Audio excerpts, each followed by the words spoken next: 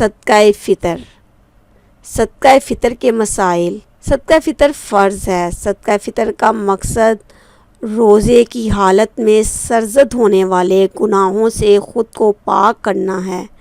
صدقہ فطر نماز عید سے قبل ادا کرنا چاہیے ورنہ عام صدقہ شمار ہوگا۔ صدقہ فطر کے مستحق وہی لوگ ہیں جو زکوٰۃ کے مستحق ہیں۔ صدقہ فطر کی مقدار 1 صاع ہے جو 2.25 سیر یا 2.5 کلو گرام کے برابر ہے۔ صدقہ فطر ہر مسلمان، غلام یا آزاد، مرد ہو یا عورت، چھوٹا ہو یا بڑا، روزے دار ہو یا غیر روزے دار، صاحب نصاب ہو یا نہ ہو، سب پر فرض ہے۔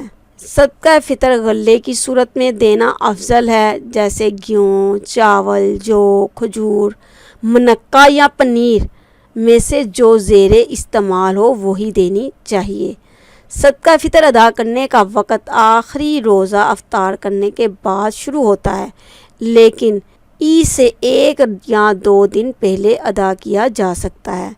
صدقہ فطر گھر کے سرپرست کو گھر کے تمام افراد کی طرف سے، بیوی، بچوں اور ملازموں کی طرف سے ادا کرنا چاہیے۔ اللہ تعالی ہمیں توفیق عطا فرمائے۔ ربنا تقبل منا انک انت السمیع العلیم وتب علینا انک انت التواب الرحیم۔